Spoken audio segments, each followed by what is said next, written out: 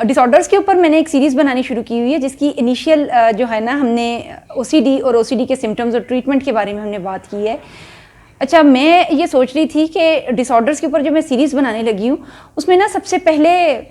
कुछ बुनियादी बातें हैं जो हमने अंडरस्टैंड करनी है, हमारे लिए ज़रूरी है कि हम उन्हें अंडरस्टैंड करें। तो आप जो कोई भी हैं, आपको किसी ने कहा है कि आप इस चैनल को सब्सक्राइब करें, या फिर आप गलती से इधर पहुंच गए हैं, या फिर आप किसी भी तरीके से मेरी इस वीडियो तक पहुंच गए और आपको इंटरेस्ट है या नहीं है मेरी वीडियो में, तो 1 मिनट के लिए रुक कर थोड़ी देर के लिए मेरी बात सुन लें ज़रा। उसके बाद जो है ना, आप डिसाइड करें कि आपने मेरा चैनल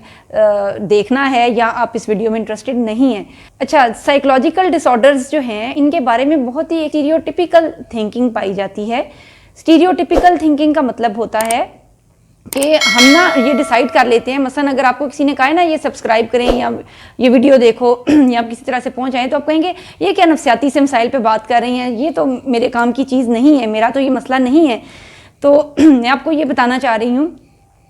कि जितने हमारे ये जो साइकोलॉजिकल डिसऑर्डर्स हैं ना, ये कहीं ना कहीं ओरिजिनेट हो रहे होते हैं, नज़र आ रहे होते हैं ज़ाहरी तौर पर हमारे दूसरे सिम्टम्स में। क्योंकि साइकोलॉजिकल डिसऑर्डर्स एक टैबू समझे जाते हैं, एक बुरी बात समझे जाते हैं। अगर किसी को कोई नफ्सियाती प्रॉब्लम है, मसलन आप हैं, तो आप अगर किसी को ये बताएंगे ना मुझे डिप्रेशन हो रहा है, मुझे एंजाइटी हो रही है, मैं तो कोई मुझे पता नहीं क्या हो गया, मेरा ज़हन नहीं ठीक है, कहेंगे अल्लाह का नाम लो, नमाज़ें पढ़ा करो, क्या करते हो, ऐसी बातें नहीं करते हैं, कुछ नहीं है तुम्हें, तुम बिल्कुल ठीक ठाक हो। तो सेम वे हम इस चीज़ को ना एक समझते ही नहीं और उसको सीरियस नहीं लिया जाता, साइकोलॉजिकल डिसऑर्डर्स को सीरियस नहीं लिया जाता। इसके नतीजे में लोग क्या करते हैं, और मैं ये आपको बता रही हूँ कि जितनी भी परसेंटेज इंसिडेंस और प्रेवलेंस रेट्स वगैरह जितनी रिसर्च फाइंडिंग्स बताती हैं ना पाकिस्तान में कि ये इतना रेट है इसका, साइकोलॉजिकल डिसऑर्डर्स उससे कहीं ज़्यादा हैं। और उसको उसकी रिपोर्टिंग नहीं होती है क्योंकि वो उसको हम समझते ही नहीं, अंडरस्टैंड ही नहीं करते हैं।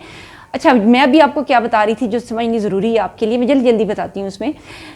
जितने नफ्सियाती मसाइल है ना, वो अपनी वाज़ेह शक्ल नहीं रखते हैं। मसलन आपको बुखार हो रहा है तो पता चल रहा है कि आपको 104 का बुखार है, आपका सर दुख रहा है, या फिर ये है कि आप ब्लड प्रेशर के मरीज़ हैं, आप शुगर के मरीज़ हैं, और आप सबको बताते हैं मैं शुगर का मरीज़ हूँ ना, मैं बग़ैर चीनी वाली चाय लूँगा।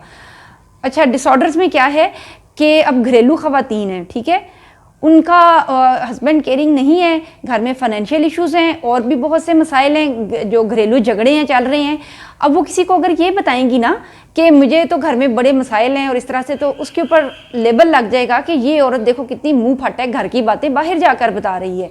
वो कैसे बताएंगी? वो ये कहेंगी कि मेरे घुटनों में दर्द है, मेरे आधे सर में दर्द रहता है, मेरी कमर दुखती रहती है। तो साइकोलॉजिकल डिसऑर्डर बॉडीली सिम्टम्स में, सोमैटिक कंप्लेंट्स में ज़ाहिर होते हैं, यानी जिस्मानी तकालीफ की फॉर्म में ज़ाहिर होते हैं, उस फॉर्म में बताए जाते हैं। और अक्सर ना उनके ऊपर अगर वो साहिब हैसियत हैं या कहीं नहीं भी हैं, तब भी हमारी ख़वातीन कहीं ना कहीं जाकर ड्रिप लगवा रही होंगी, इस गर्मियों के मौसम में टेस्ट करा रही होंगी, किसी डॉक्टर के सस्ते से डॉक्टर के क्लिनिक के बाहर बैठी हुई होंगी, जो जिसके पास डिग्री भी जाली होगी,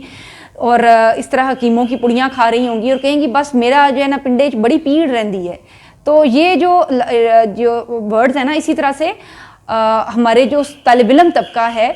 क्योंकि उनको भी बिल्कुल सीरियस नहीं लिया जाता और समझा जाता है कि ये पढ़ाई से जान छुड़ाने के लिए ये कह रहे हैं कि मेरा सर दुख रहा है या मेरे पेट में दर्द है या कुछ इस तरह की अलामात बताते हैं। हो सकता है कि उनको कोई क्लिनिकल एंजाइटी हो जिसमें उनको वाक़यातन किसी हेल्प की, काउंसलिंग की ज़रूरत हो। और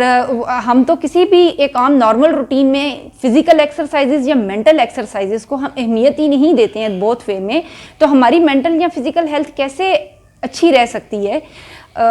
हमने ये देखना, सबसे पहले किसी भी डिसऑर्डर को अंडरस्टैंड करने से पहले जितनी बीमारियां हैं, आप बीमार नहीं हैं, आपको कोई नफ्सियाती आर्जा लाहक नहीं है और आप बाई चांस मेरी वीडियो तक पहुंच आए हैं, लेकिन फिर भी आपकी अवेयरनेस के लिए ये ज़रूरी है कि ये समझें कि ज़रूरी नहीं कि नफ्सियाती मसला सामने विजिबल नज़र आ रहा है, एक बंदा दूसरों को पत्थर मार रहा है तो आप कहीं ये पागल है, या फिर ये है कि वो हंस रहा है, खुश है, बिल्कुल उसने वो अच्छी तरह तैयार हुआ है, काम पे आया हुआ है, और आपको अगले दिन ये पता चलता है कि उसने खुदा न खास्ता अपनी जो है ना रग काट ली थी और वो तो रात को हॉस्पिटल में पहुंचा हुआ था। हंसता हुआ चेहरा खुशी की अलामत नहीं है। Depression, anxiety,